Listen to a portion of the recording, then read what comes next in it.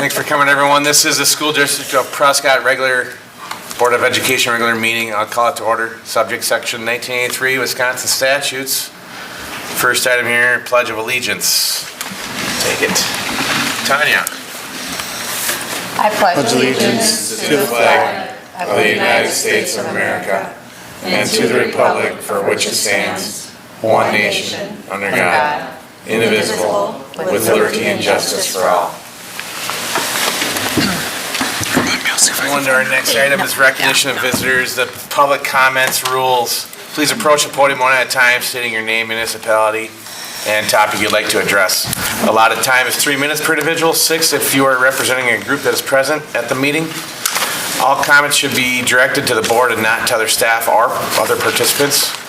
The board will not act on any comments that are made during the meeting. The presiding officer may direct the district administrator to follow up with that individual at a later date. The public comment section will be limited to 30 minutes unless board action is taken, and as always, please refer to our public comment policy listed on the agenda for a full description. Anybody at this time care to approach the podium and be recognized? All right, I'm going to move on. I'll go to good news. Who's first, Jim? Caden Hildebrand. Caden? Yep, good evening. My name is Caden Hillebrand, and I'm the school board representative for the student body, and here's my update for December. Within the high school, so far students and staff have collected 30 Toys for Tots Toy Drive. In addition, the Student Wellness Club sold candy cane grams to staff and students this past week, generating some excitement surrounding the holiday season. Furthermore, the Snowball Dance is set to take place on January 31st at the conclusion of the Snowfest celebration in the high school. Also, students from the high school choir, National Honor Society, and Community Service Club volunteered at an alpaca and antlers event earlier in December, again spreading holiday cheer and giving back to the community. Within the middle school, there was a band concert on Tuesday night and a choir concert tomorrow night. In addition, the food drive conducted by the middle school brought in over 100 items that were donated to the food pantry, which in turn supports the district's backpack program initiative. Lastly, all the schools in the district have had holiday-themed dress-up days this week. Thank you and happy holidays. Matt's next. Matt Smith, Activities and Athletics Director. All sorts of fun.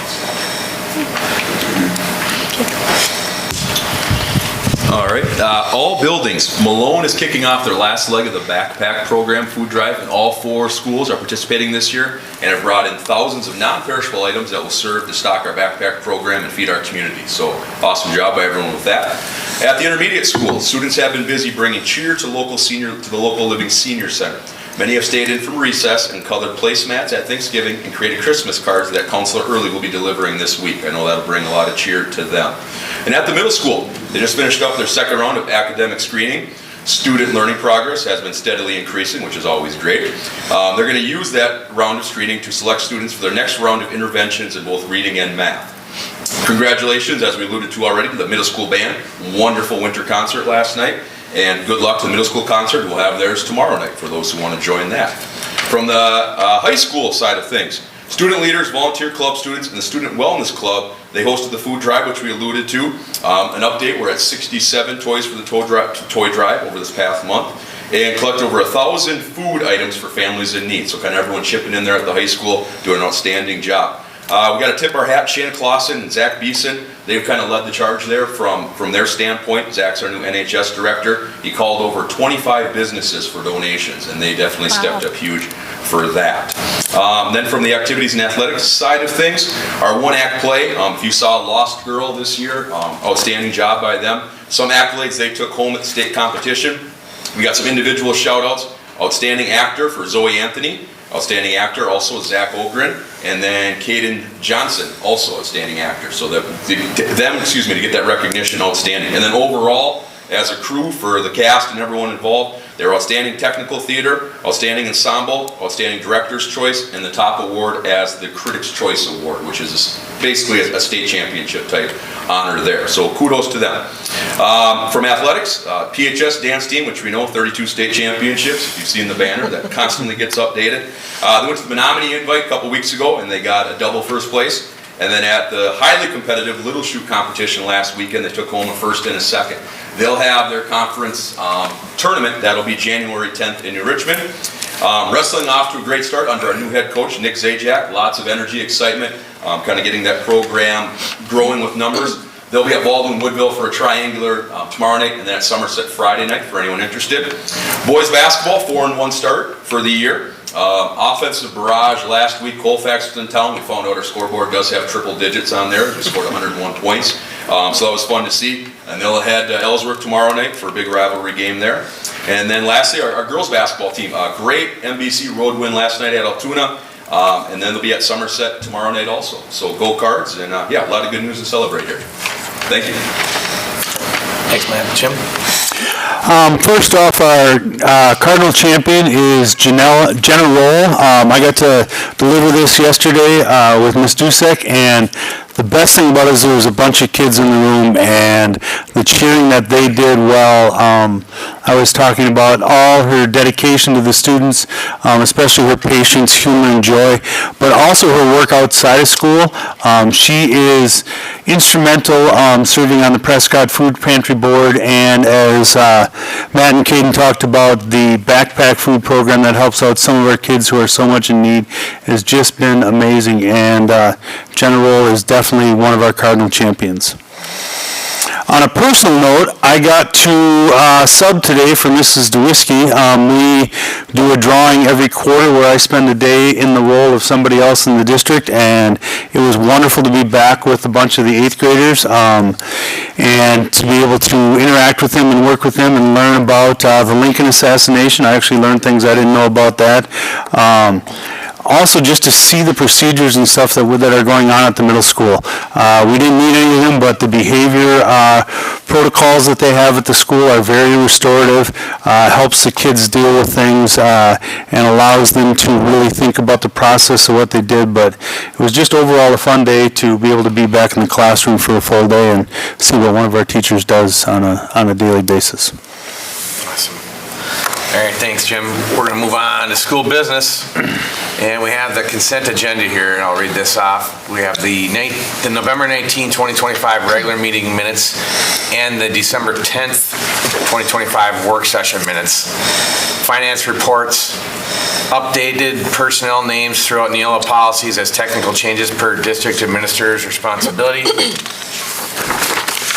And Conan, is that how I'd say that? Conan or? Yeah, Conan. Conan Underground Utilities Contract. I think that's it. So that's the consent agenda. Anything in there that the board wants to pull out for further discussion? No. Then I think with that, we would entertain a motion to approve the consent and adopt the agenda for tonight. I move to adopt the agenda and approve the consent agenda. A second. It's a motion and a second. All in favor? Aye. Aye. Opposed? That carries. Thank you. We'll move on to, let's see, item B here is consider moving the January 2026 regular school board meeting. So as you know, the WSB convention is the 21st to the 25th. Our normal board meeting would have been the 21st. So I believe the entire board will be in Milwaukee during that normal board meeting. So the 7th doesn't really allow us enough time, although if we absolutely had to, we could do some emergency agendas. 14th would be a little bit of a tight turnaround for the staff, but we'll make that happen if we need to. 28th is our preferred, but it basically depends on the board schedules. And I see almost everybody's pulling out their phone and checking their calendar. Start with the 28th. Anybody have any objections to that? I will be out of town. Anybody else? I'm double checking something. Yeah, I'm fine. Yeah, I'm okay. Jim, just really quick, preview of January. Is there anything that is going to be super critical that we'd want all 5 before we ink this in as a 28th? When we go through today's presentation on the facility consolidation plan, I'm going to ask you to, start looking at that in a couple things, but if we make the big decision tonight, everything else can wait till February. there's not going to be a rush to figure things out. We can wait till February or March to make some of the other decisions. Okay. I guess my preference, just for the administration, would be the 20th, Pat, if you're fine with that, right? I understand, yeah. Okay. All right, somebody, if you guys are, we can make a motion here. I move to approve moving the January 2026 regular school board meeting to January 28th at the Prescott High School Library at 6 PM to accommodate the WASB convention. I'll second. All right, we have a motion and a second. All in favor? Aye. Aye. Opposed? That one carries, thank you. Move on to item C, consider the 2026-27 academic calendar. 2027? Gosh, it's Really? We're there.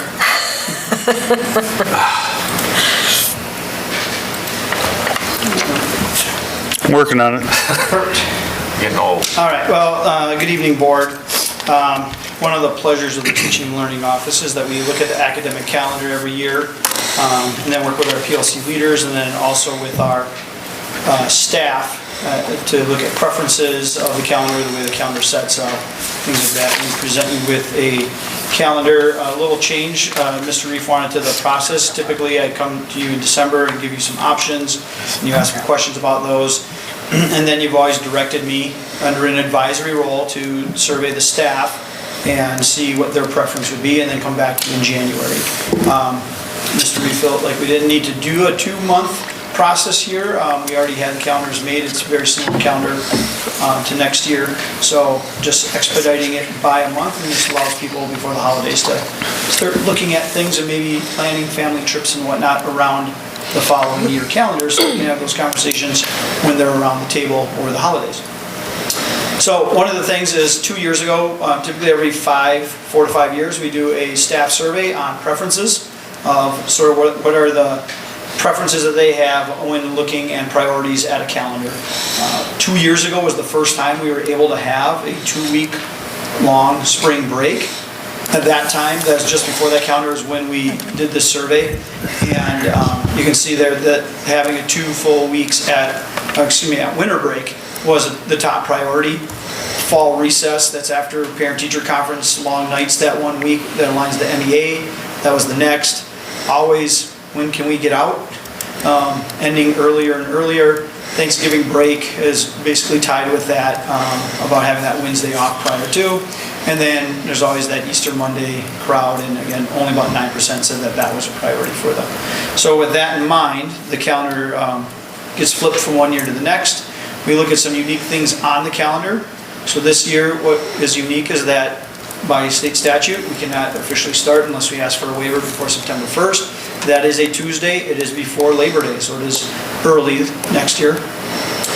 There's 3 weeks between Thanksgiving and Christmas, so again, a quick little turnaround there, or the week of Christmas, I should say, because Christmas next year will be on a Friday, as well as New Year's will be on a Friday.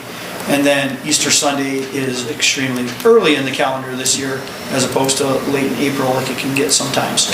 So with all those in mind, with those preferences, different calendars were made. And you can see on the tops of these, it says option 1 and option 2. But then if you look at the calendar, it actually says option D and option E, because there actually were a lot more options that were looked at by the admin team, and some of them, just the way they laid out, didn't look right. When we surveyed the PLC leadership team, they gave some feedback. One of the biggest feedbacks you'll see on both of these calendars is that August is pretty blank. And that's intentional, because on the next slide I'll talk about August in particular. But on each of these calendars, the unique things, we have starting schools on the 31st. That's that Monday just before Labor Day. And that being a full week of instruction, the admin team feels very confident of having our students in the seats on that day.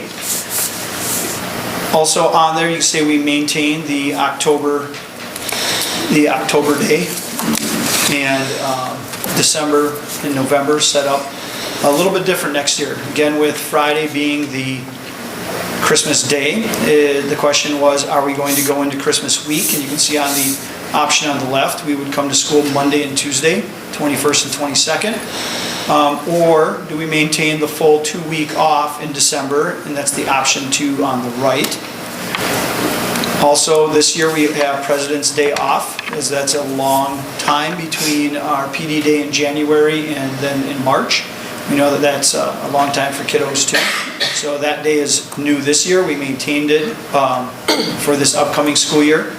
The other big change was, again, because of where Good Friday landed, was do we slide the week of spring break down 1 week, which buys us a day, and then take that day and take it off at the end of April. That would coincide with the end of the Wisconsin 4 exam in grades K-8, as well as the end of the makeup testing window for ACT, pre-ACT. But it also would give us a little bit of time just before the AP tests in May. You go back to 4 or 5 years ago, we used to have a professional development day in early May. And some people say, well, what are you learning about in early May? And it's really, there's a lot of things like class placement, transition meetings, wrapping up the year, assessment data, and setting us up for success in the fall. So actually there's a lot of value to having that day in May. However, it just hasn't worked out in the calendar. So the calendar on the left had students getting out on the Friday before Memorial Day. If you remember, 4 or 5 years ago, we were able to do that, have students out that Friday before Memorial Day. And the calendar, and that was again coinciding with coming to school the 21st and 22nd of December. The calendar on the right, we have the full 2-week break, and then we do not get out before Memorial Day. It actually pushes it back. When we surveyed the staff, and again, this went out to all staff, bus drivers, custodial, teaching staff, the admin team, 54% preferred calendar number 2 with the longer Christmas break, and then going longer into June, by those couple of days into June. And that was, again, if you take out the people that had no preference, it really is a 60-40. If you look at the teaching staff and separate them out from the rest of the staff, it's a 70-30 preference of having the longer break and going a little bit longer into June versus having the shorter calendar and not having as many days off. I intentionally left out August because that was one of the feedback that we got from the PLC leadership team was, is there any way to look at August? August, when you look at it on a calendar, and you can look at option 2, that was sort of the first option they kind of looked at, is they said, we only get 2 full weeks off in August before we come back. It seems like we're missing out. So is there any way to rework August? So you can see option 1 was created, where at one point we only did have 3 in-service days prior to the start of the school year. However, through our data dig, through our leadership team, we started adding that 4th day probably about 8 years ago.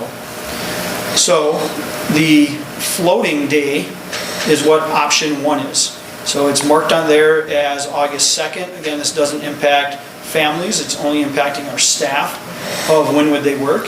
And basically what we're saying is you would have a floating day to come in and have time to set up your classroom, to work on some of your curriculum, some of those things that you can do independently. Previously, we did have a floating day, but it was they had to work with their PLC and they had specific tasks to do. Well, it's difficult to coordinate 5 or 6 people's calendar in August if you only have to coordinate your own calendar. But we were very clear with the staff, is that, 1, this is going to be based on custodial schedules, and if your room is or is not available, we're not guaranteeing everyone can get in their room on Monday the 3rd. All right, so you have to work with your principal and obviously custodial on that. Has to be approved by your principal, and we would have a way for them to check in. Maybe it's a Google form. That's what we do for curriculum writing hours over the summer, sort of what did you work on, what days were you there. We don't want someone to come in and just hammer out 1 8-hour shift, but we also don't want 8 1-hour shifts either. So most teachers, when they talk about it, probably 2 or 3 days is what they'd split their time up with.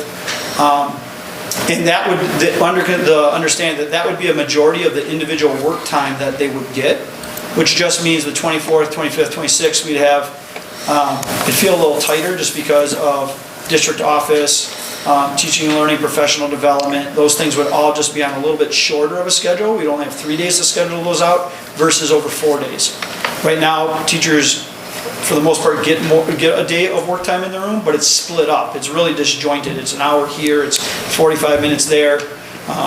things like that. This would rake it all together so they could focus a little bit as well. The other part that you'll see is in option 1, it says floating classroom work day or days. And part of that is because of the number of days we have in the calendar. However, when we looked at these options, you can see option number 1, over 70% of the people that have had a preference would like option 1 where it's a floating. And for the teachers, it's closer to 80% would like the float day versus schedule it out for me. So the administration team is recommending this calendar. So this is option 2 for the overall calendar, but then for August, it's the one with the float. Here's the unique things about this calendar. Again, because of where Labor Day lands, because of the 31st being a Monday, we have 170 student days. Back before Act 10, we were required to have 180. We had a year where there was a bunch of cold days in a row. I think 4 cold days in a row. Rob Glazebrook was telling me yesterday that he can recall. A lot of schools had to add on a week of school at the end. Prescott, we kind of did a hybrid. We added a few days, but then we added time. Well, that time has helped us because now the state doesn't require 180 days, it requires so many hours. And there are different hours that are needed at the elementary level versus at the high school and middle school level. And that's really where that difference of how many days over the requirement are you has partially to do with the requirement itself, and then also our 2-tier busing that we do with elementary getting out earlier each day. So with the 170 days, again, we've been 171 for the past 6 years or so. At one point we were 175, but then we added time to the contract, we added time to the day, that changed all that. Maintaining that 2-week winter break, adding that day off in April, that floating in-service day in August. We're only at 107, we're at 170 student days, but it's 167 contract days for our teachers. So the contract's 187. So the contract's 188 days. So what's not on this calendar is a second floating day. And it's kind of dependent on the board's decision on the consolidation of buildings. We know that that's happening. We don't know if it's happening this year or if it's happening next year. If it were to happen that this year is the year we're going to make the move, we would add a second floating work day in August because a majority of our staff, sans the elementary core teachers, but even the elementary specials teachers that are part of the intermediate will all be moving rooms again. Majority of the middle school is going to end up moving rooms. Potentially if 8th grade comes up to the high school, now we have rooms up here. So there's an extra day that's not on the calendar. If the board says, nope, we're gonna go to that a year from now, that gives us the flexibility of either dropping it in and communicating that to our staff that August is the drop-in day, or is there a second day added in June to help them with the pack-up. And making some of those moves before they're gone for the summer, potentially even. So that's why right now there's only 187 that's showing, but it's really 188. That includes on the licensed staff contract, the 3 days for national holidays. We have 3 national holidays in the contract, and then 2 days or 2 8-hour days for parent communication. Used to be parent-teacher conferences were very rigid. We used to schedule those every school. We've moved away from that. The schools kind of schedule their own. The high school actually has 3 different parent-teacher conference nights to align to their trimesters, where the other buildings only have 2 parent-teacher conference nights to align to that. So that's changed a little bit, but it's still in the contract, those 2 8-hour days of parent communication. And then the other part that Mr. Reef wanted on the calendar, and something we've talked about as a board before with the board, is indicating inclement weather days. So on here you can see the President's Day and the April Day are triple starred, and the little key at the bottom shows that those are for situational dependent. You know, if the week or 2 before President's Day in February we have 4 or 5 cold days, we know we have distance learning. In distance learning, if you remember 2-3 years ago, we had multiple days in a row, and day 1 goes pretty well. Day 2 of having kids online, not so well. By the time you get to day 3, it's time for a break, right? So if that's the case, we were just kind of putting these on here as indicators to our community that those would be potential days that we would look at turning on first before we would look at adding time to a calendar or adding a day to the end of the year. What questions do you have? Tanya, do you want to start here? You got questions? Yes, I can start. Okay, I know you just said this. We traditionally, for 6 years, have had 171 student days. Next year, we're going down to 170. I know in the state of Wisconsin, we're more about minutes, and it kind of adds up that way. Why the one less day overall, though? Is it just kind of how the calendar falls this year? August Yeah. 31st day and where it Yeah, falls. okay. And if we count that as into our calendar, or is it still summer school, but because it's a Monday, can we have our kids here? The other part, when we had the conversation before about the 170 versus 171, if you look at the days over the requirement, the high school and middle school, even in this calendar, are 1.5 days hour-wise over. Right. The previous time, when we talked about 170 day, that was to get out before Memorial Day, was sort of the driving factor there.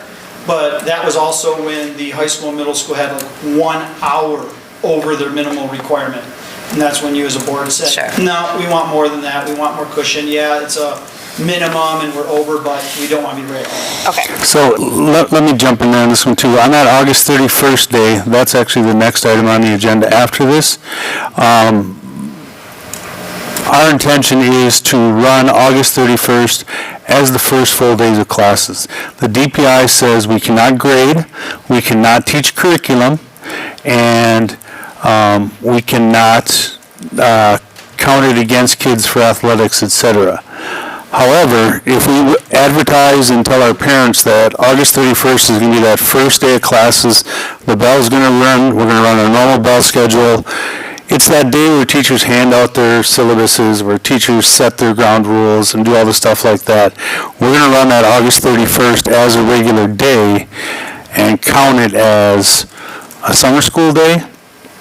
Or the other option, which frankly we get funding through summer school hours if we count it that way. The other option the board will have after this is to apply for a waiver, which the DPI has guaranteed we'll get, and then we would have a true 171 on the DPI books, as opposed to, it's going to be essentially a 171-day contract, but just the way that Monday falls, it counts technically, without the waiver, it counts as a summer school day. Okay, so that was my next kind of comment and question, so I'm glad you brought it up. I'm curious how the board feels about this. I'm just going to say I feel like it's kind of walking a little bit of an unethical time. Like, it seems we're telling families you have to be there, which we can't require families to be there and count it as summer school. But we're telling the state that we're not, you know what I mean? And I feel a little uncomfortable with that, so I personally would rather, I looked back at our calendars the last handful of years, we didn't have the Monday on, we had the Monday off anyway, so it's not, and I know that that's important to you to have that Monday here in school with all of our students, and I guess my question would kind of ask a little bit more about the why for that, because we haven't done that traditionally, not that we can't. I would rather just call it what it is, though. Like, it's either a required day and we lose funding, that's what happens, or we really advertise that we want kids here. I know that we typically don't get a lot of the older kids here, but we get a ton of our younger ones here, and then we still collect funding. So, I'd be curious, kind of, from your perception of why that day is so important that we require it of students, or which we can't do, I get, but. I don't know if, I don't want to use the word require, but we can definitely make a move, especially, you're right, we get, this fall, K-8, especially K-5, we get everybody, we get a lot. It's the high school kids, but we want to take that first Monday and encourage everything we can do to get our high school kids in there and count it as a full week of school. I think we need the 31st one way or the other to kind of make sure that our staff has those 3 weeks off in August, because otherwise we're kind of either pushing, we either have to add a day in June, or we'd have to add the day, push a day back into August to keep those return to learn days. As far as whether we do a waiver or not, like I said, we put that on the next item as the board. I've obviously I'm new here and I'm trying to learn the Prescott way, so no hard feelings either way, but the waiver would be a slam dunk because we transport St. Joseph students, and the DPI is actively out there encouraging any district that transports private school students to apply for a waiver, and they said it'll take them 30 seconds to rubber stamp anything that, that case happens, which would legitimately allow us actually just to call the 27th or 28th real school days as well. Yeah, and like the flip side of that is we lose funding.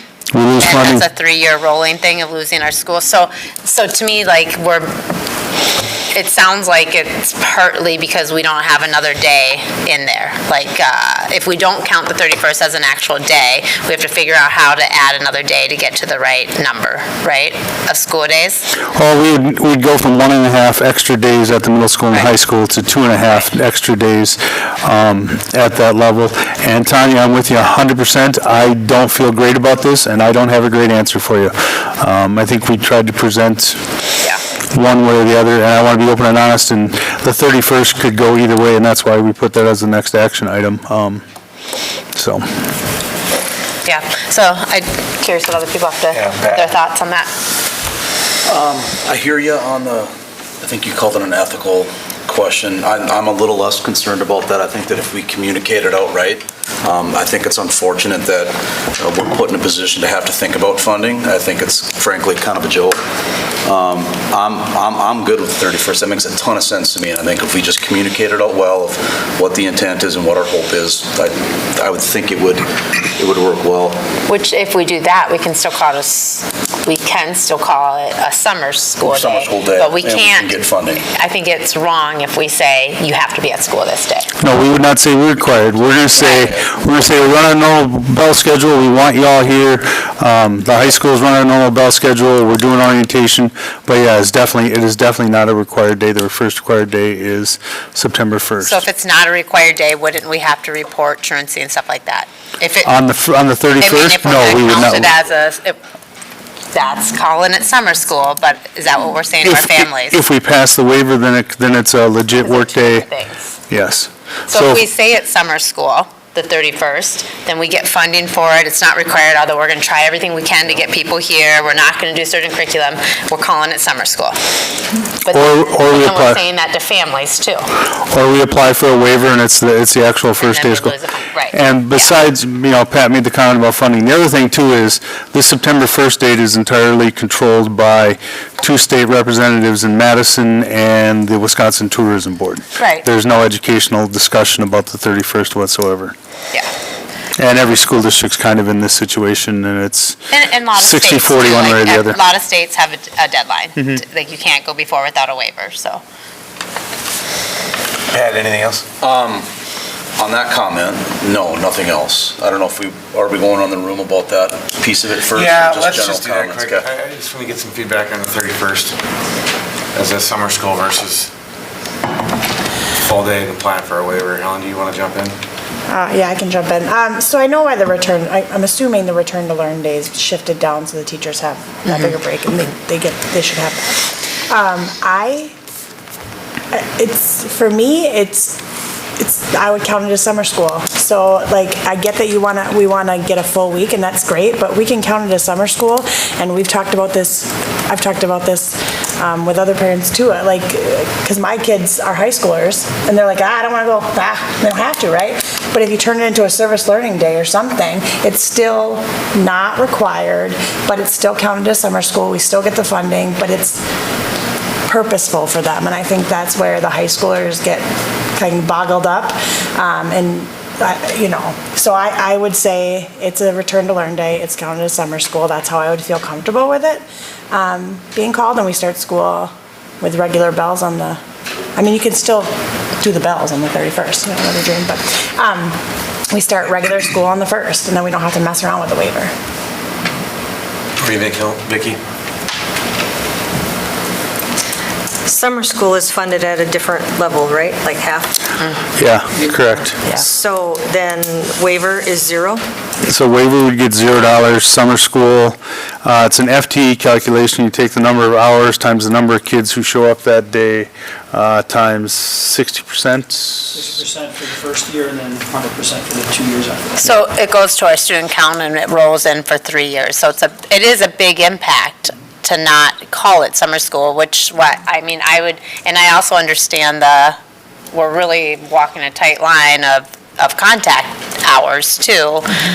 Well, but I don't think contact hours, we've got, as like Michael said, and as it shows here, we used to walk the line with 1 hour. We've got an extra day and a half and an extra 6.3 days, so.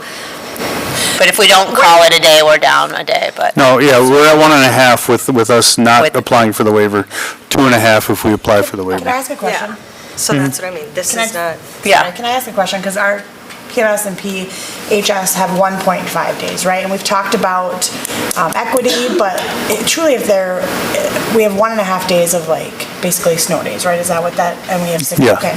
So other districts, the higher levels, it's easier for them to go virtual too. So have we ever thought about, I know that as kind of stinks a little bit, but if we have a couple days that where high school and middle school have to do virtual because there's inclement weather, but we do get this calendar that most of them seem to want, is that a good trade-off? Whereas, and we might never use it, but if we have those 2 days, Yeah, the 1.5 days in this calendar is more hours than we've had in previous calendars with 171. Sure. And the big difference there, where that comes from, is from how many Mondays do you have versus how many, some calendars have 2 or 3 extra Mondays. Sure. When we had Monday, December 21st and December 22nd on, that Monday counts differently than the 22nd. So the calculations all come out. So for each one of these scenarios we run, what would the hours be? So the 1.5 is more than what we've had previously in 171.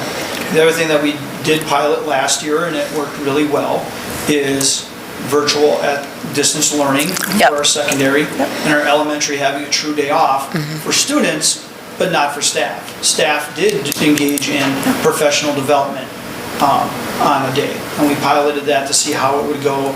Could we do that? Could we have meetings with our staff? How many have to take care of children themselves when they're at home and things like that, and it went off really well. So that's definitely a model we want to look at, because at the elementary level, we know that we're over by more hours than the state requires than at the secondary level. So it's definitely something to consider, but the other part is we also know multiple days in a row. Yeah. Once you get past 2 or 3 days in a row, now it's time for a day off. Everyone just needs that. I kind of think I've been in enough court situations with stuff with school where you get interviewed and stuff, and I think about like, how would I explain this if I was being interviewed court-wise? And they said, so wait, the 31st, was that a school day? Yes. Well, then why'd you get summer school funding? Well. We wouldn't say yes to that question. It was not a school So day. then we shouldn't say that to our family. No, and we're not going to say it's required. We're going to encourage them all to be there. We're going to run the regular bell schedule. We're going to go there, but it's going to be defined as a summer school day, and the first official day is September 1st. Or we ask for a waiver and we make it a real day. But no, it's not going to be required if a volleyball player doesn't come to school because they got to work that day and they show up for practice that night. They're going to practice. Well, I think, so obviously my preference is that we call it a summer school day. We encourage people to come as much as we possibly can, but the first is the first official day of school. And then we know that we're not going to have a lot of we just know. We're not going to have. We're not going to have a lot of high schoolers regardless, here. Whether it's the first day and it's not required, even though it's the first day with the waiver, or if we call it summer school. So I guess for me, high schoolers showing up or not, that's not my concern on that Monday, because they either will or they won't, because they don't have to, either way. So I look at it more as for elementary, for middle school, if that's going to work out better for teachers, if that's what they think is going to work, it's just a matter of what we call it. If we want them, I don't know. Just call it what well, it if it's is. a waiver, it's a school day. It's a and school they will be there, high schoolers will be there. Yeah, if you call it a waiver. Because of sports, whatever. So I think, yeah, we're kind of playing semantics now, but I think there's no reason why we can't have it as a return to learn day do service learning or do whatever and try to get as many kids there as we can, and that's what you do. Not go over, like, that's the hard thing, is when you go over syllabuses and you go over all this stuff, that's a school day. And then you get kids that come in the second day that haven't been there the first day and have to go through the same thing, and then you have behaviors, and you're like, wait a minute. So just, let's call a spade and have them return to learn, and that's how I feel anyways. So I want to ask a question, just so I understand and clarify. If we make it a return to learn day, A summer school day on the 31st, we're not advocating, you would not advocate that we would add another day to the calendar, or do we got to add another school day to the calendar? No. I wouldn't advocate for that because our hours are over, but if the board is So really the 1.5 days. wants the 171, we did survey staff on that. So if the board is really insistent, we want the 171, but we want to leave the 31st as a return to learn, Yeah. then I do have results in what we would potentially look at for that. But if the board says, we're at a 1.5 days, that's more than what we've been in the past, the way the calendar lands out this year, maybe we're okay with 170. So if we did apply for a waiver and got that as a normal school day, we'd be 2.5 days over the requirement and roughly 7.3 or whatever. So we're basically saying here, it's calculating it as a summer school day. Correct, yes, this is with it not counting. Okay, all right. And it's really that argument of 170 or 171 days for the students. What I'm saying is between the 27th, 28th, and 31st, we're really over 170. We got the majority of our kids there for those return to learn days. It only officially counts as 170 for the DPI, but our kids are here learning starting on the 27th. I also, if we are planning on doing a grade move, that extra day on Monday could be beneficial for a summer school day to get, let's just say 8th graders can get acclimated to high school, right? I mean, that'd be a. 4th and 5th graders learning this. I assume we're going to have a lot of orientation Yes. type things that we currently do for 9th graders and be on a super level for our incoming 8th graders. Yeah, and with 4th and 5th moving, yeah. So I guess, I think we're all in agreement that we're not going to apply for a waiver probably. We make the 31st a summer school day and go with that. So, okay, with that said, I think we got that figured out. Is there any other dialogue here on the rest of the calendar? Did you have other on the rest? No, I'm not going to belabor it. You guys took a staff, you guys put out some great options, and this what appears to be the staff's preference, so. Anything down here? You guys have any other dialogue on anything else on the calendar? No, if this is what, we go through this every year, staff prefers it, so. Michael, just one last question, because you mentioned it on the previous slide. I thought it was, we have one flex day in August floating day that teachers can use in those 3 weeks to kind of get, if there's moves, they can kind of, did you mention? Even without moves. So this is just one work day, Yeah. no matter what happens. There's another day in the contract that isn't on the calendar right now, that now we have flexibility depending on what the board decides, that can either get dropped into August as a second workday moving, or if that decision is going to be later on, then it would be added to the end of the calendar in June for staff only. It would only impact the staff, and maybe then that would be a day for them to pack up. And we don't know, do you have a recommendation? So assume we're going to make the Monday, the 31st a summer school day. What would you do with that extra day then? We So, don't know yet We don't know until. yet. No. yeah, we don't have, And we really don't need to know that at this time. Oh, until we decide. Okay, I got it. Staff, and we can communicate that out. I got it. So if we're going to move next year, we're going to add a floating day in August or something like that. If we're going to move the following year, it'll be in June. Okay, got it. Got it. so yeah, it's just not there. And that, as far as that floating day in August, the principals will work with their staff, but basically we're just looking for a very simple, short paragraph saying, hey, I was in on August 4th for 3 hours and I did this, and I was in on August 13th for 5 hours and I did that. Okay. And that's all we're looking for. We're giving the staff that flexibility.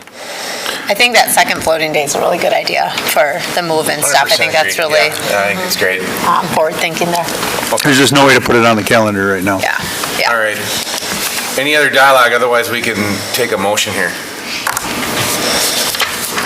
Or we can choose not to make a motion if we need more information, I guess. I'm comfortable with it the way it is, but. Well, this motion set up? Okay, so approve the 26, 27, yeah. I move to approve the 26-27 school year academic calendar as presented. On option 2. As presented here, yeah. Okay. Okay. That's that one. That's that one, okay, so I was wondering. I'll second. Sorry. All right, we have a motion and a second. All in favor? Aye. Opposed? That carries. Where am I? D, D. to consider an exemption for the next calendar. And Okay, yeah, D is to consider the start date exemption, which we've talked about. I don't know if you want to tee this up anymore, Jim, but if we, well, I'll just stop there. very, very simply, we can get an exemption because of the private school thing, as we've discussed in the past. If there's any discussion, there can be discussion. If nobody makes a motion, then this just drops off. So this is if we want the 31st to be an official school An official day. school day, you'd have to And not make a a motion. summer If we ask for a motion and no motion is made, then we move on. Can I ask the advantage to making Yep. that August 31st a school day? Kids are there. Kids are there, kids will be required to be there. Again, it also, we're kind of torn by the 2 or 3 different regulations that kind of work around this. Ethically, I feel good because our kids are getting more than 170 days of school. It's just officially counted as 170 instead of 171, which is what's been in the past. But we got 3 days of return to learn that kids are going to be in the buildings learning. There's kids who are gone today, who missed learning today. It happens, let's be honest. Monday and Tuesday of Thanksgiving week, we got hunters who are out of the building and stuff like that. There's always those days that have more attendance and less attendance than other days. So, with that said, if we don't have any other dialogue, does anybody want to make a motion? If we don't make a motion, then we basically move on and mothball this. We don't come back.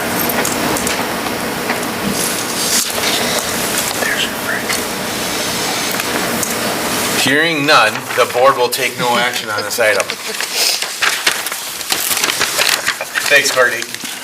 I know that was you. That was me. I'm gonna give her credit. That's okay. All right, we gotta move on to item E. Consider directing administration to create a district consolidation plan. All right. This is the other big lift of the day. Let me get this up on the screen here. All right, this is a follow-up from last week's work session. District consolidation plan, we're starting to drop the word Plan C, just because we do have a consolidation plan that the board asked us to study. Summary from last meeting, Plan C keeps 4th and 5th graders together while utilizing our newest facility. We'd move the 4th and 5th grades to the middle school, so the middle school would be 4, 5, 6, 7. And then 8th grade would move to the high school, so the high school would be 8 through 12. The pros of this, all buildings operate well within our ideal capacity. Again, when we talk about capacity through this, it is not maximum capacity. It is the capacity that we laid out in trying to have ideal class sizes as defined by our staff. So we're looking at class sizes of 23, 24, 25, depending on the grade level, not the max, which if we hired an outside company to do, would put high school classes with a max of 35. So we're actually arguing for 25 or 26. So the Malone would be at 80%, the middle school would be at 75, and the high school would be at 62 of our ideal capacity. It allows us to use the high school. It keeps our 4th and 5th graders together. It allows the 8th graders access to a wider variety of elective courses at the high school. Some of our cons, shared staff for elective courses is going to be a challenge a little bit, something we'd have to figure out. And then the social impact of putting 8th graders in the same building as 12th graders. We surveyed our staff on Plan C. One thing Mr. Kozlowski has kind of been schooling me on is some AI things and how different districts are saying, hey, this is when this was modified by AI, and then that was modified. So I'm going to try to lead by example. A lot of this was filtered through AI to give me some of the categories, and then I sat down and went through the comments one by one and made adjustments from there. But the strengths and the positives is it optimizes our building capacity. It's financial efficiency because we're going to save on the operating costs of running the intermediate school. It's going to keep our 4th and 5th grade together, which is going to allow our existing collaboration, vertical alignment, and shared support staff to be the same as it was. High school, a lot of the staff see moving 8th grade high school as a bridge or a seamless transition to prepare them for 9th grade academically and socially. So our staff is actually looking at it as an advantage, including athletically, because it will allow them to facilities like the weight room, high school coaching staff. Potential for social emotional growth. If we take 8th graders out of the middle school, does that provide more growth or leadership opportunities for the 6th and 7th graders? And it eliminates the need to transport 8th graders to the high school for specific 8th grade classes. One of the cons, though, right opposite of that is getting them back down to the middle school for practice. Some of our concerns. Again, stakeholders are worried about the location of various interventions and special education services. When we went into this, we promised that nobody would teach in a closet and nobody would teach in a cart. And Plan C does work about that, but there is still a concern. And until we start digging deep into these maps and these schedules, we can't answer that question here in December. We hope to be able to answer it late winter, early spring. Teacher workspaces, same thing. How are the specialists going to be there? There's a lot of rumors out there. We don't want to be on carts. There was time in the history of the district where people were teaching out of closets, but we're not going to make that happen. Gym space, we've talked about a lot. Lunch schedules and FIAD across 4 grades at the middle school. And then the $3 million question, the intermediate school gym. What are we going to do with that? Again, a lot of time it was really mixed. Some people said, let's make this decision as fast as possible. Some said, let's take our time and plan. That's coming up a little bit later in this presentation, what the administration team does. Again, the social emotional impact for putting 8th graders with seniors. Special education space, that came up at the work session. Several members are concerned about the future location and room spaces at the high school, especially in special education. And kind of as an add-on to that, where is the PACE lab going to be housed? What other things we should consider was another one of the questions. Carefully evaluate the developmental and social impact of mixing 8th graders and 4th graders with 7th graders. How can we limit their shared time together? Again, the detailed planning space is something that they really want us to look at. This one we kind of talked about with the calendar that we just talked about, teacher morale and logistics. Some of them are tired of moving. There have been requests for paid moving days. The calendar that Mr. Kozmowski just presented and the one that the board approved does allow for 1 paid moving day where it is part of their contract. What they've really let everybody know is they want a direction, not necessarily for us to move right away, but a plan right away, so we can start, the administrators can start meeting with their staff and doing some planning and communication. And then the last one was kind of free comments. They want transparency and communication, maintain clear and frequent communication with staff, students, and families, prioritize student services. They realize money is a factor, but we want to make sure that our Tier 3 learners, our special education students, those kids who fall through the cracks are prioritized and not hindered by physical limitations. And a long-term plan. Acknowledge that the operational savings may only be a short-term fix. This move should be a long-term, sustainable financial strategy. So now, any questions on those quick, and before I go into the finance projections? I'm just going to ask, do you guys have any questions about any of the comments there? Or comments? No, I mean. Anything to react to? No, they're their concerns and their comments and concerns, and so it's things we need to, I think, keep in mind and make sure that we address. And in the board packet, there's a summary as well that's a touch more detailed than my talking points. as well. I think that these are concerns that, like, we probably all have too, and that's why kind of the decision of what the plan is will help us, because some of these we just can't even get to until we know what plan. And then administrators will start to kind of figure that stuff out. And these have been consistent since day one that we've started talking. So no surprises are up here. Okay. All right. Financial projections. The board asked for, and my computer's a little ahead of me, the board asked for financial projections, so Ashley Bowe, our new Director of Business Services, and myself met with Baird, and we took our Baird model and we went through and changed a lot of the different things and kind of came up with this is what we assumed. We can play with this and move this as much as the board wants. The one thing that I personally was waiting for was that applied population lab study for student count. We used a weighted average, basically the kindergarten model, the kids who are physically in our building in kindergarten, and we know are coming in 4K, and our best projections for 3-year-olds, we used that model, we gave it twice the weight. Because the other models tried to analyze the growth of western Wisconsin, the growth of, the outer edges of the Twin Cities area and stuff like that.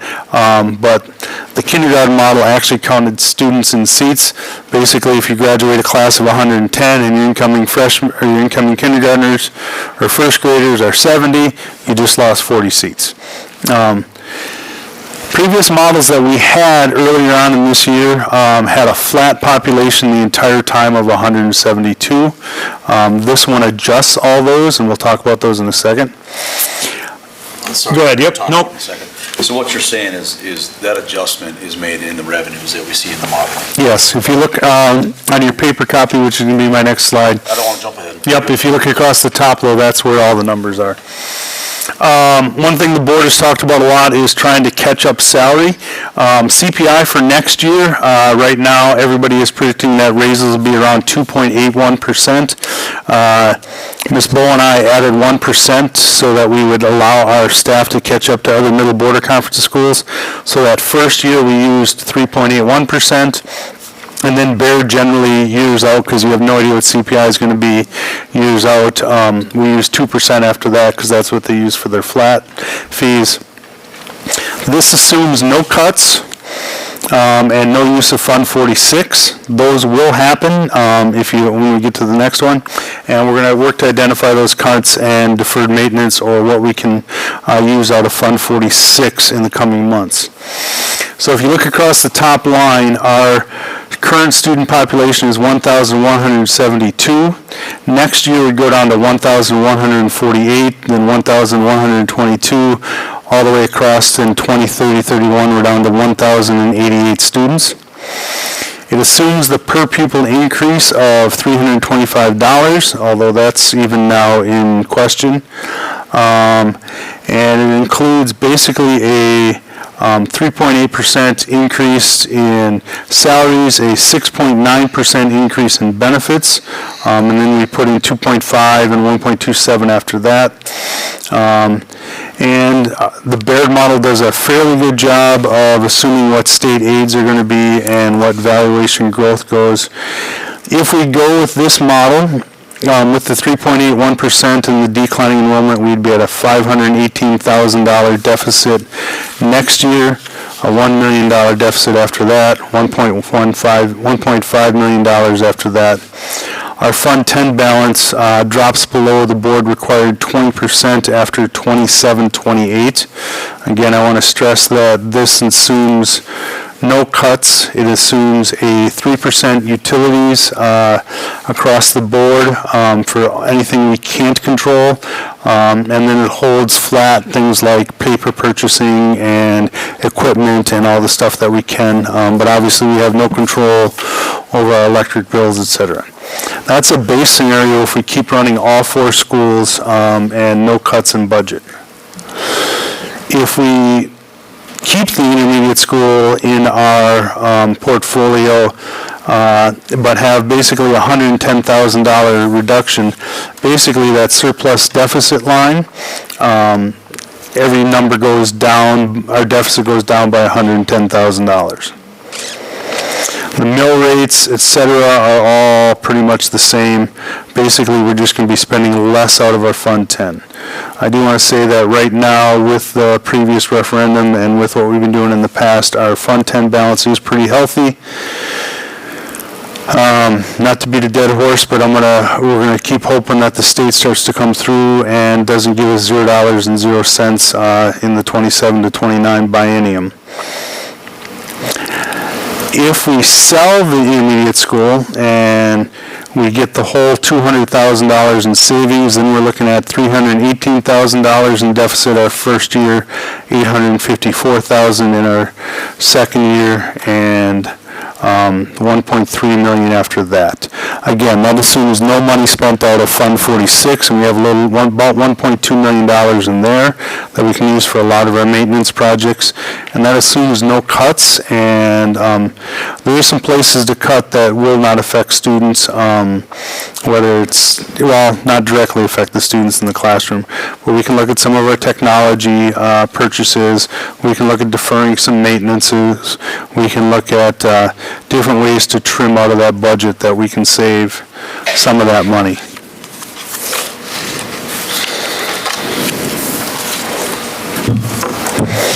Questions on the finance part? Pat, do you have any questions here? I think you answered them. I appreciate the projections and letting us know the assumptions that are being made. They sound conservative, but unfortunately, they sound extremely real. So, no, I don't have any questions right now. Tanya? Yeah, I have a couple questions, I think, just on, this is the first I've seen of the financial thing, so I'm just trying to kind of read it and wrap my head around it a little bit. So it says $110,000 reduction, and for some reason, I was just trying to find where I saw it, but I thought our operation, that if we went with Plan C, moved kids and stuff like that, that we would be reducing closer to 200,000? Is it turning out to be more like 110, or? So the 110 is if we keep the building in our portfolio and we still own it. It's closer to 200 if we sell it. Okay, and it's just operation, we're not talking anything related to staff, we're talking operational cost? All operation, so like the biggest part of the $110,000 right now is we have a $55,000 cleaning contract with a company that's coming in and cleaning it. We could reduce staff a little bit. Our utilities cost should go down about 10 to 15% because we won't be using as much of the building. We'll be closing a kitchen. That gets us to about the 110. If we sell it, then we get a little bit more that way. I could be mistaken. I think you said, the 110 versus the 200. I thought that was the 110. The 110 was no students, but there would be a district footprint, maybe the district office, and the 200 was a mothball, not sold, but a mothball. Well, we can't totally mothball it, but no, the 200 kind of assume that, our costs pretty much go to zero. So a mothball would probably be closer to 170 or 180.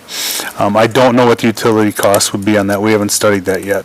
Okay, so the 200 on here represents an actual sale. An actual sale. Okay. We don't pay a dime for utilities. But, right, in fairness, the cash-in from the sale is not included. The cash-ins from the sale is not included in that at all. Right. Because it could be zero. It could be zero. We could be million. We could be selling it for $1. Yeah.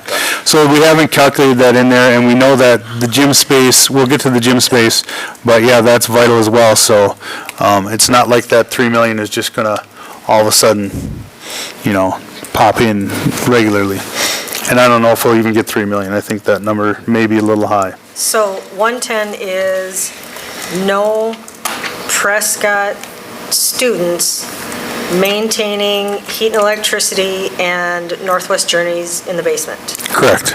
Okay. And it's kind of for whatever we decide that buildings may be used for, right? Like whether it's district offices or something, but essentially it's about $110,000. Yes. Reduction. Okay. Yep. And then 200 if we sell it, or close to 200 if we mothball it. Yeah, and I guess I'm just And Pat, that was my other question, was that money isn't embedded back in here, and so like that might change this third if we do sell it. We just don't know how much, so I understand. I think the bad news here is like if I'm looking at this, that 2027, 2028, it's not going to be good no matter what, unless we sell it and we really put $3 million in. But the other piece of this is that just moving kids is only solving part of the problem. I mean, we still have to figure out other ways to do cuts unless we're selling the whole building and getting closer to 3 million. Because we're still going to run in deficit in 2027, 2028. And to be honest with you, we went to a bear training, the majority of districts are going to be running Yeah. deficits if the state does not fix. Absolutely. So it's not, I just want to be clear that it's not just Prescott, it's the majority of school districts in Wisconsin. Currently, 82% of them are seeing reduced enrollment, and the funding model is based on students continuing to grow like they did in 1993-94, but frankly, our birth rates are not what they were in 93-94. So the state funding formula is causing a lot of concerns in a lot of school districts. So, but we can't just hope that the state of Wisconsin is going to wake up in 2027 and fix their funding model. No, and I feel that we need to be proactive, starting yesterday, really, we need to look at cutting money out of the budget somewhere, and even if it's a little bit that we can put somewhere else. So the consolidation portion for me at this point makes sense. It gets us, I think, again, to the better capacity for the buildings. I don't like the idea of having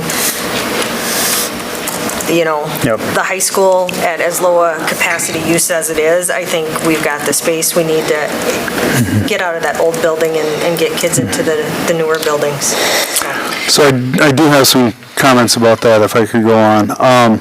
So future consideration, the district office staff, I think one of the reasons I was brought on was to make sure that the district office is serving the needs of our staff. If possible, I think the district office needs to be in a building with staff. In fact, at the CISA 11 superintendent's meeting last Friday, I just did a straw poll of about 15 of them, and that have their district offices outside of buildings, and to a person, they wanted them back in a building. It isolates the district office and creates a disconnect between the students, the district office staff, and our staff. One thing on my listening tour in July and August was, again, to make sure that our customer service improves at the district office. We can fit it into the high school easily. We can fit it into Malone easily because we're looking at 80 and 62% of our space. We have the space there, and it directly improves the service to the staff. So I'm going to recommend that we put the district office either at Malone or the high school as part of this plan. Gym space, this is we need to do further study. We're going to go, Matt and I are going to go hour by hour, day by day, and break down how much we're using it. But for a quick discussion, this is the current use of the intermediate school. In the fall, PCR volleyball practices, I'm not going to read to you, but you can see how much it's used in the fall, winter, and spring. It's especially used in the fall and the winter.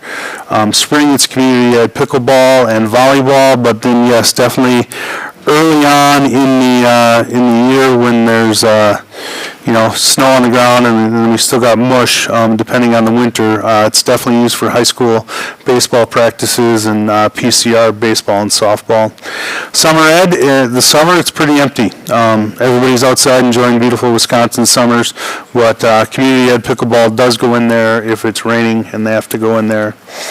But we need to study the space further. We need to look at how often are we dividing gyms with a curtain.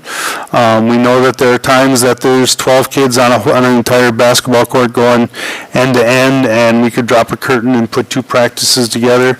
But we'll be able to come back in after winter break in January, February, and give the board a more detailed report on exactly what our gym use is district-wide. Gathering space, if we go with Plan C, the gathering space will need to move out of the middle school. There is room at Malone Elementary, there is room at the high school. One thing we haven't explored and haven't discussed with them, but is a possibility, are there other partners within the city that would make more sense? They are sweet, wonderful people. I love stopping by the gathering space and talking to them, but honestly, there are people going in and out of our doors that don't go through controlled entrances. We're not worried about any of them, but anytime the door opens, there is a very slight security risk. So is there someplace else in the city that we could possibly partner with for gathering space? And then also, are you considering if we choose not to sell the intermediate school, that being a potential location? That would be a potential location because there wouldn't be students there as well. Besides but that's a separate entrance for other, yeah. Yep. Northwest Journey currently has 14 students age 3rd grade to 8th grade. They'd like to expand to 3rd grade to 12th grade. The rent is currently $19.50 per month. I apologize for the miss per square footage calculation. They're telling us that they're not necessarily in the position to increase their rent. 0 Prescott students currently. We had one transition out a few weeks ago. We have another one that's pending to go in January because they allow us to cut the line. So when one of our students apply, basically they get to go to the front of the line. They're willing to be flexible for us as far as location and letting kids in and out, possibly working to incorporate some more academic things. It's a nice thing. This is from our admin team meeting yesterday. It's a nice thing to serve our students and the communities in the area, but it's not a deal breaker to keep it. Does Sandy go to the admin meetings? Yes, Sandy was in the room. Sandy approved the last 2 lines. Okay. She and I talked on the phone during my prep period today, and she approved the last 2 lines.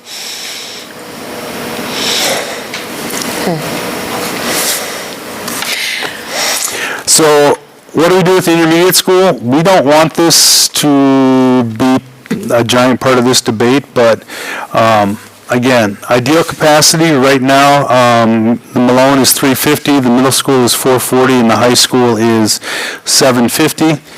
That gives us a total of 1,420 seats, students that we could handle.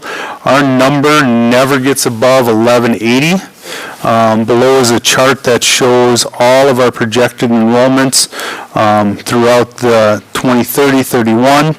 Our capacities fluctuate between 60 and 80% full. And again, that's on ideal capacity, not max capacity. So it's hard to argue that that we need to keep students in that building. The gym space is definitely a factor, but as far as educationally, classroom instruction, it's hard to educate or argue that we need that building. There are multiple options, and I really don't want them tonight, but I do want to put them out there because there have been community members asking, there have been people reaching out, so a lot of the Plan C movement, a lot of the building consolidation can happen tonight before we make the decision to keep or sell the intermediate school. There are multiple options. Keep the building and try to rent out spaces ourselves or partner with the city. We know Northwest Journey would like to expand, but they can't necessarily pay more rent. We have not done a deep dive into are there other nonprofits that we would allow to come into the space. It's not my first choice because then it gets us more in the landlord business and less in the education business. That's a personal comment from me. Sell the building outright for enough to replace the gym by adding on to the high school. We have one $3 million evaluation. I'm working with 2 other companies to try to get them to come in and give me an evaluation. No luck yet. I think I'm getting a lot closer with one of them. Sell the building to someone who will lease the gym space back to the district for 100 years. That has been done in other districts where they have sold the building but leased the gym back to the community or to the school for 100 years. And we're always open to other options. Anybody's welcome to send options that they see to myself. Or make an offer, but there has been, there is the possibility with the gym where it's located that can be separated from the rest of the building. Whatever we decide to do, we need to communicate with the city of Prescott and the community around us. I know a couple of community members reached out to myself and the board yesterday and today. We're going to keep having meetings. As far as staff goes, once we get this done, or where we're at, I'm planning on having basically a building tour to listen to staff, building by building in January. Here's the task we came up with. Here's the task list that we need to have done to figure out how to move grades 4, 5, and 8. We need to come up with a 4th and 5th grade schedule. Are they going to be at the elementary level? Are they going to be at a middle school model? How does that impact 6th and 7th? What's the 8th grade schedule going to look like? Where are the room assignments going to be? Where's the district office going to move? We need to analyze our teaching load and see what that's going to change. A lot of that will be specials and elective staffing. We have staff that do a wonderful job going to 2 buildings. Now they're going to go to, maybe they're Malone Intermediate, now they're Malone Middle School. What's that going to look like? Ideally, it'd stay very similar, but we can't promise it's going to stay the same. Lunch schedules, how are those going to work? The fact that a 5th grader has to get different food than a 6th grader. We got to find a moving company and a date to move, and we got to figure out all the gym space. All of these depending on what mode of education. Are we keeping the 4th and 5th grade at the elementary level? Are we moving 6th and 7th grade to an elementary model? Or are they staying in a middle school model? How does the 8th grade fit into the high school schedule? And what do the staff need? And then all of this is going to affect our counselors and it's going to affect our principals. Obviously, if Mr. Kozmowski is no longer the intermediate middle school principal and goes back to his down to 100% job as teaching and learning instead of his 125% job, 130% job he's doing now, what does that look like for our principal team? If we now have 4 grades in the middle school, are we going to have a dean of students or an assistant principal there? Are we going to share assistant principals? All of these are questions that we don't have answers to yet.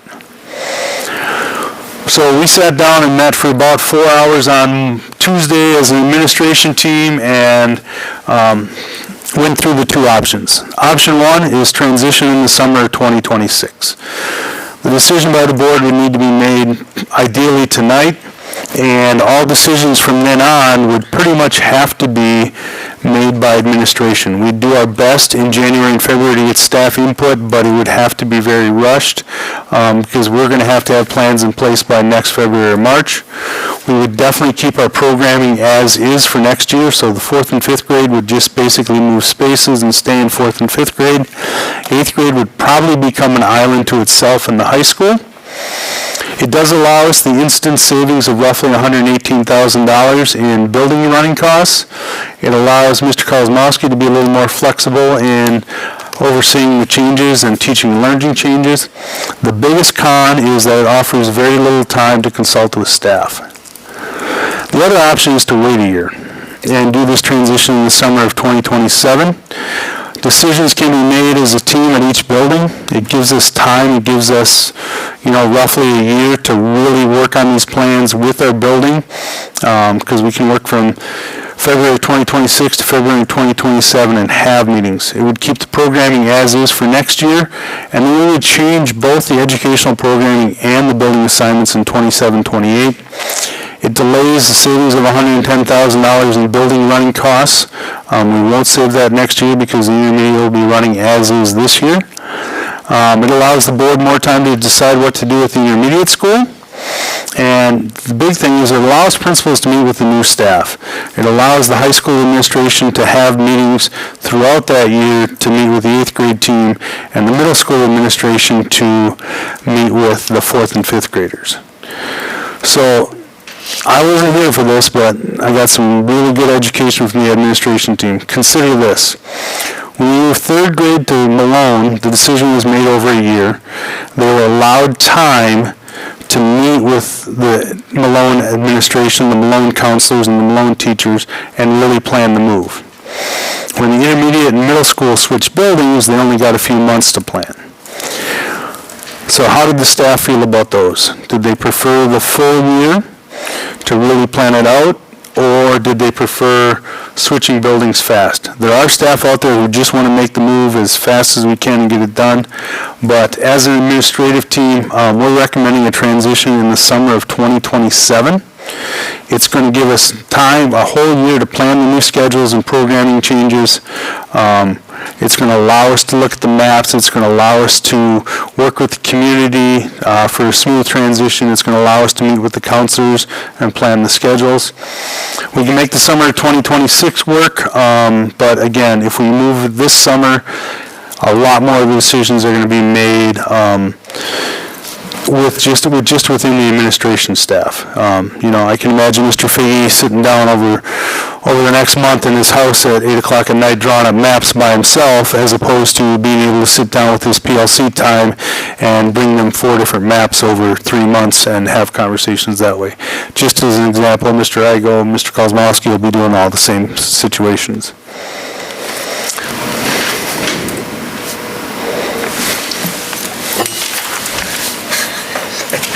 I like it. No, it was AI generated. I didn't do anything with it. That's great. Questions, who wants to start? Anything down here? Vicki? Helen? Helen? So if we wait a year, what is that, so that puts us in that would put us at that 1 million. No. It will put us moving the summer of 2027 for the 27-28 school and fiscal year.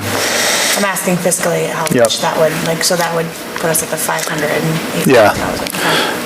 And that's conservative. I think we can cut that number as much as possible. That, Ashley and I will start going line by line in January and trying to figure out how much we can cut here and there and how much we can move and what can we push back going there. So. Before we jump into, because I had some questions about the Baird stuff too, so keep going, but I want to jump in after you're done here. Okay, and then no matter, so if we wait till that extra year, we've been talking about, I think it was $750,000 of repairs, is that right? Am I right? So we have within 2 years, we have a $175,000 air handler that we need to do if we keep it operating as a full building. My understanding from realtors and people who are the understanding that if it's turned into some type of other situation, they may not need a full air handler, because if they divide the building into different sections, then each section would get a smaller air handler. And then 5 years out, 3 to 5 years out, we're recommended to get a new roof, which is $565,000 in 2025 money. You can only imagine that's probably going to go up 10 or 15% in 2028 money. However, we have seen no leaks or no damage in the roof, so that's something that we could look at starting to spread out as long as we can. Replacing the roof in sections. And most of the maintenance for our school buildings are based on timelines, correct? Yeah, but there's also other things. Mr. Kozmowski and I were talking, there are other things too we can do with the intermediate school, where we could possibly cut back some of our maintenance costs and recoup some of that $110,000 next year. Not all of it by any means, but I think with some creative staffing, it'll stretch our custodians a little bit, but with our creative staffing, we could probably cut some of the custodial costs in that building by, I'm completely guessing, so I want that on the record that I'm guessing, maybe $30,000, $40,000 a year. It would mean some classrooms are only cleaned every other day. The library is taught in a couple hours a day with students. So if we can move that to maybe the library's cleaned twice a week instead of every week or every day, as it is now. So we could cut back on some of that. And frankly, we do some of that when we're short on custodians, because as you know, we always need sub-custodians and sub-bus drivers. So there are days where we have 2 or 3 custodians sick, and staff steps up and dumps their own garbage and takes care of their needs, because we have wonderful staff. Yeah, so you got the Baird model up, you didn't get a chance. So one difference from what we looked at previously in other years is the enrollment projections are not flat. Correct. And I just wanted to point out, so like we have roughly going into 26, 27, it's a 24 student drop. Correct. That's based on this year's kindergarten and this year's senior class. But do we know, I mean, we're going to have next year's kindergarten that we don't know. Is that? Well, we have an estimate from the 4K. Okay. But yeah. So that's, Yep. that's where that Yep. comes from. Yeah, so we count our kindergarten because they're physically in our building. Yep, okay. And we're estimating 4K coming to So kindergarten. that number, give or take, 2 or 3, yeah. probably pretty accurate. And then the following year is like minus 26, I think. Yep. And then we kind of start flattening. It's minus 7, minus 17, minus 10. So I mean, it's a steady enrollment decline. I think that's good to have in the model, especially now that we've, done the population study and we know we have more information on where the population and the growth is definitely declining. I think after you get past 5 years, it's probably not as reliable, but usually those studies are good for the first, 5 years or so. It's pretty accurate unless something comes in to completely blow that out of the water, right? Can you go to the ideal capacity sizes of the Buildings. the buildings? I just wanted to see that again. I don't know where I put that. Can I show something really quick, though? If you remember back in October, we passed a balanced budget of with a $0 surplus deficit. It's currently for this year at minus $53,000. That is straight because we had 5 students move out of the district. So our numbers are driven by our population. I just wanted to make that point quick. So this is our ideal numbers. So we know we're going to be fine in 3 buildings as long as the enrollment keeps decreasing, and it doesn't seem like there's going to be any. I just wanted to understand this again, because we're looking at the 3 buildings capacity, 350, 440, and 750. 50. And I was just, you kind of went through this So yeah, if you base class sizes, so for example at Malone, kindergarten through 2nd grade, we have an average class size of 21. 3, 4, and 5, we'd have an average class size of 23. And then for 6 through 12, we'd have class sizes with an average of 25. If you do the numbers by the number of physical rooms, and we didn't pay a company a lot of money to do this study, we literally just had our principal sit down and count the number of rooms and multiply them by 25. Obviously, choir, band, some of the other classes are bigger, fire ed's a little bit bigger, but with an average of 25 in our core classes, you get those numbers based on the number of rooms in the school. It's not counting offices, it's not counting intervention spaces, it's just counting main classrooms. And the reason I just want to bring this up is I'm a what if guy. Like, what if the survey was? What if we had a huge, development go up and brought in a lot of kids? What would have happened? I'm just hypothesizing here, thinking out loud. Even if we did have an enrollment, we're good. Increase, we have a lot of room. We have 200 students. So, in I mean, high it's a school. no-brainer that we're going down to 3 buildings. It's an absolute no-brainer to go down to 3 buildings, whether we do it next year or the year after. I wanted to point that out because we've had that conversation come up a lot. Like, have you thought about what if we do go down to 3 buildings and now we need the space? I think it's pretty obvious that if we shift 8th grade up to the high school, it balances us out to the point where we can absorb a lot more enrollment if that were to happen at some point. It looks like we have the ability to absorb 300 to 350 kids. We need that many more kids for us to say, wow, we should have kept it. I want to kind of close the book on that because I think that's a whole building. It doesn't make any sense, to even consider keeping 4 buildings in our portfolio at this point without 4 minus the buildings for gym. instruction. Minus the gym, yes. Yeah, I mean, the gym's a deal breaker. We have to have another gym at some, if we get rid of the building. So those are the things I wanted to just call up. The enrollment projection on Baird. The one thing that isn't factored in, and I know this is difficult to put in the model, but you lose students, sections are going to be reduced at some point, to keep the class sizes. So Yeah, so this does not include any reduction in staffing. The problem with the state funding model is they will say, well, you lost 45 kids, you should lose 2 teachers. Well, 45 kids spread over 12 grades is only 4 kids per grade. So it's not like you can cut a 3rd grade teacher because you lost 4 kids in 3rd grade. So there is definitely some changes, and our hope is that we would take the time over the next year and a half to really figure out where that is. And I'm not going to sit up here and lie to anybody and say there may not be staff reduction changes. I don't think there will be any staff reduction changes based on the moving of the building, but if we go from last year 1,216 kids down to 1,100 kids in 4 years, yeah, we're gonna have staff reduction because we've lost 125 kids. And that's not factored in here, and that is not. fine. I just want to point that out because it does look very jarring when we see the amount of money that the surplus, the deficit. We're definitely going to have to keep an eye on that as we go here. And I just want to point that out. That has nothing else to do with the conversation of getting to 3 buildings and what our options are. I just wanted to point that out. So those are my questions for now on the data. And if anybody else has any questions on data, but otherwise we can.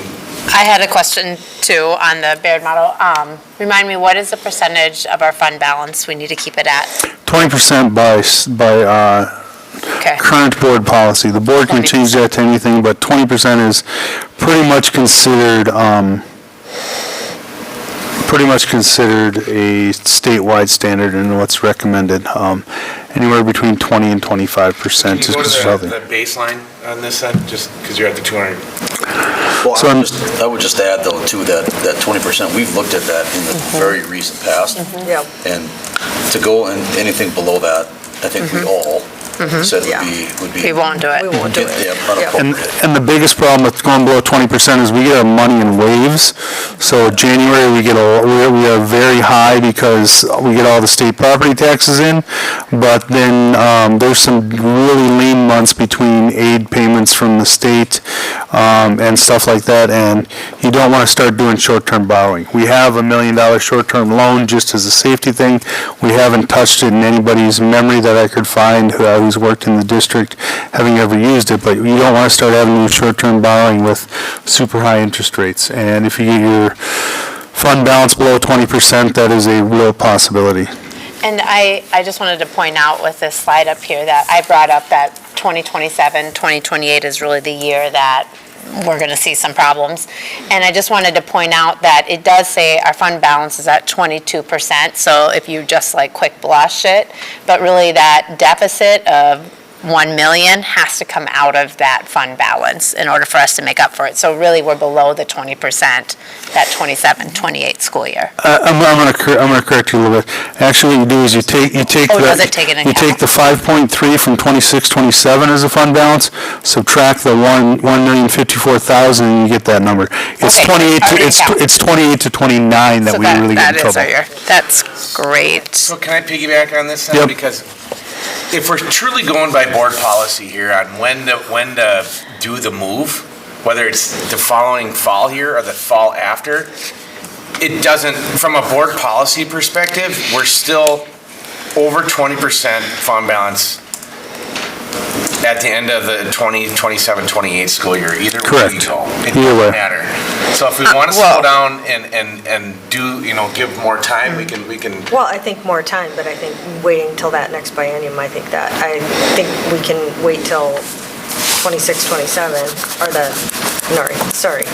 after next year to move it. That's right. Yeah, Yeah, that definitely changes my opinion knowing that. And that was factored. Okay. Mike, that was factored into our discussion of and transition of summer of 2027. We take a, I think we can chop a little bit off that $110,000 just by, frankly, a little bit less maintenance on the intermediate school because we know we're not trying to keep it at an educational level for the next 10 years. But yeah, so we're probably sacrificing ballparking $70,000 to $80,000 to wait a year, but we do have the reserves to make that happen, and it allows us to do the move slowly and have lots of conversations with our staff and make sure that it's a measured change. That being said, if the board decides tonight to have us move next summer, we can do it. The administration team will buckle down and get it done, but we're just not going to have that time to meet with staff and really get them on board. It'll be a little bit more of a jerking of the rug than it will be a gradual transition. Well, it just seems like there's got to be a lot of thought put into scheduling, a lot of thought put into arrangement of buildings, of classrooms, all of that sort of stuff, and there needs to be a little more methodical treatment to this, I think. I agree. I'm thinking, I'm guessing, if there's, unless anybody has any other thoughts on when to do a move. I mean, we haven't even I mean, finalized first we gotta do the plan. Yeah, we haven't done the plan C vote yet, but if we're gonna talk about move. Yeah. No, that's actually what we're asking. We're asking you to approve this plan and at the same time, pick either the summer of 2026 or the summer of 2027, because what we've heard loud and clear from our staff is they just want to know. Gotcha. So I'm okay with the summer of 2027 too, especially thank you for the clarification of those numbers, because that does, if we didn't have another year, it was, why are we kicking it down the road? But I just want to make sure that within this time frame, we start not only planning for what those moves look like, which I know our admin team's going to do an amazing job with that, and working with their teams and stuff, but also have the community listening sessions, the community surveys about the building, because I think at that 27 move date, we also have to have a decision before that of what we're going to do with that building. Well, yeah, I think once this decision is made, then that's when, start opening it up and start figuring out how to get input and just getting all the information out to everyone. But in this time frame for next school year and the remainder of this school year, I do think that, Jim, you had said that you think there is some savings to custodial that we can do. And I kind of feel like that's just something we should have everyone looking at is some money savings somewhere to help with this process, because we know exactly what the budget's going to look like. And there's, like the 53,000, we didn't expect to have 5 students gone. We have 5 students gone. So there's always unforeseen things that pop up. So I think if we can start everybody in the how can we start saving, cutting back, what do we need to do? I think just start being proactive. We can't cut on our state legislature. We know where they're at, what they've been giving the school districts, and it's not much, and we are not the only ones in this position, so I think we've got some great minds here in Prescott and in the district. We just need to start getting creative. Yeah, and I don't want to be too negative on this, but we also have to probably start doing some cutting of stuff, because we don't know if we're going to sell the building or not. So we can't, if we decide not to sell the building in 27, 28, right before, we can't just decide we're going to cut that much out of our fund.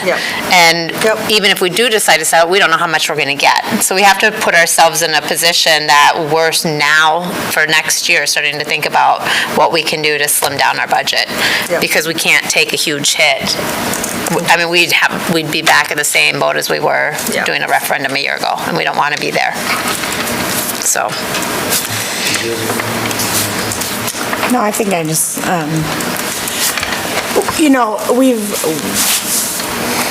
we've read all the feedback, we've talked to a lot of people, we've listened to a lot of people. I know that consolidation is tough. And I just wanted to hit a little bit on the 8th grade to high school. I know that model sounds really, really off to some people, and I get that. But Wisconsin has a lot of models, right? There's 12 schools. There's everywhere from what we have now.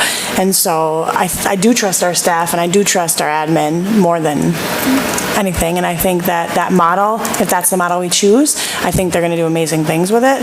But know that this board understands that there's trepidation with that. We understand that. That's a tough, because it's different, right? It's a tough thing to look at and swallow. And just know that we're always looking at every angle, and we have your back. And we trust that you, whatever model we decide, we know that you'll do the best you can with it, because you always do, and you're awesome. But yeah. Are we ready? Anything else? Pat? Maybe just, I know we're getting close, right? But the last time we went to time flies, right? And we're already looking at the end of the second biennium at 28, 29, which per the modeling, we dip below slightly our fund balance, but we do get really close. My opinion is that we got to give this next year and a half to do the planning, but I also just, Captain Obvious, like, call to action, because, like, time's out. Right? And so unless something significant happens at the state level, we have to, and we all know it takes a year to any change to take effect, right? Whether that be a referendum, whether that be whatever, it's going to take a year. So, yeah, I mean, I think the right answer is to get us through next year with the current model, take that time to plan, but we got to go after that. Yep. And there's just no more time to borrow right now. All right, I think we're ready. If somebody wants to make a motion here. Can I ask that we put the school year in the motion? Okay. I move to accept I'm sorry, that seems odd, but I move to accept directing administration to create a plan to transition 4th and 5th grade to Prescott Middle School and the 8th grade to Prescott High School for the 2027-28 school year.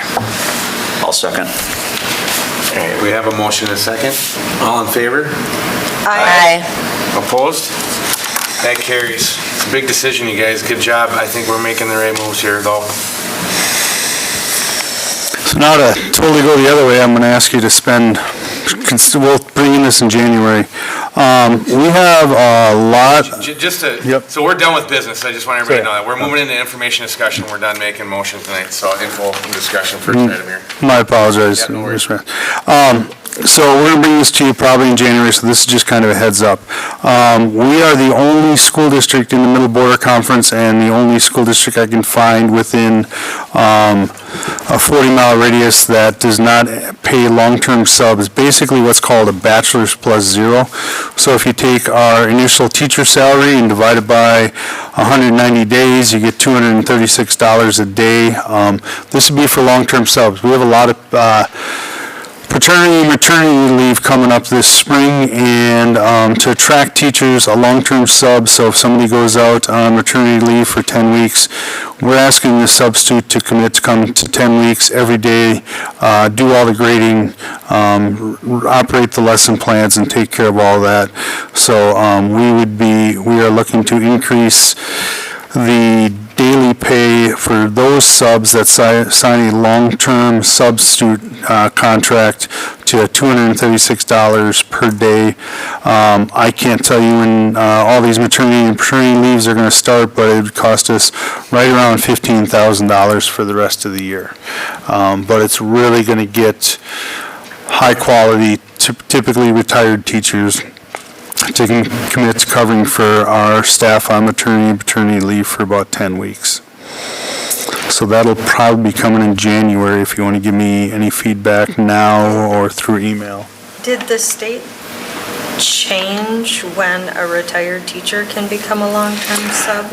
No, it's still the 75 days, but the part of that contract is you can't sign a contract that's more than 180 days, and we luck out that most of these contracts are under 180 days for, and it can't be it's 180, you can't work for 180 calendar days is what it comes out to be for one company. So this does not fall under the early retirement thing. So if we could find a teacher in Plum City who retires in December, we can hire them January 1st as long as we only keep them for 10, basically under 3 months is what it ends up being. Okay. Anybody else have any questions or concerns about this one? Yeah, it says that to match other districts in the MBC. Do all districts pay at that rate, or you're saying that that's the average? Or? They pay, the 263 comes from basically taking the lowest pay scale in your salary day divided by the number of days, and that gets you your per day rate. And that's how everybody else. That's how the vast majority of districts in the CISA 11 area do it. Okay. And have we been having a hard time just finding long-term subs? Long-term subs are harder to get them to commit.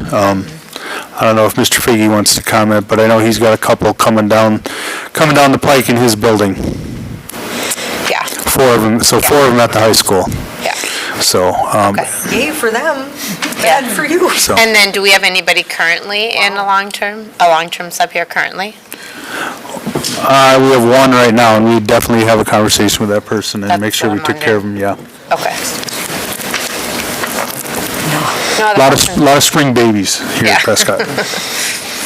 Well, hopefully they stay in the district and that'll increase enrollment. The Chamber of Commerce has an Educator of the Year nomination. We're going to use the same nominations as last year. We are going to, what? Same process, not the same person, the same process to get our nominee. The administration team's going to come to that. We then typically submit multiple names to the chamber, and they pick the final candidate. That's not selected by the school district. And then the chamber annual dinner and Educator of the Year announcement will be on February 11th, 2026. They moved that off of the third Wednesday, so it didn't conflict with one of our board meetings. Is that correct, Oh, Courtney? that is the first time, I Yes, think. it Yeah. is. Yeah. So they moved that, so. You're Well, I'll welcome. put it on my calendar. I pointed that Yeah, out. wonderful. I asked the chamber with some of Yeah. these events, in order to get the school district to participate and be involved, since we are members of the chamber, that hopefully, especially for this one, we can get it off that date, and they did, so yay. That's good. Nice work, Vicki. I'm not gonna take all the credit, I just made the suggestion, so yay, take it. It's good.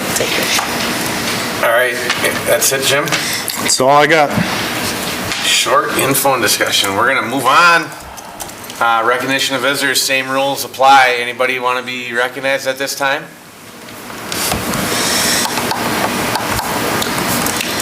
You guys are thinking about it, but he's not gonna do it, are you? Wait. Okay. All right. We're gonna move on. The board will consider a motion to convene in closed session under exemption 1985 1D. Consider specific applications of probation, extend supervision, or parole, or consider strategy for crime detection or prevention. It's like the school safety submission. So we will take a motion and a second, with a motion with a time and a second, and then we'll just do a all in favor, and then we'll roll call in when we get into closed session. Are we gonna be taking any motions? I don't We think need to so. come out? So we'll come out of closed session, and if we have any motions, we'll take action, but it doesn't sound like we might. We'll see. We shouldn't have any motions or actions. Okay.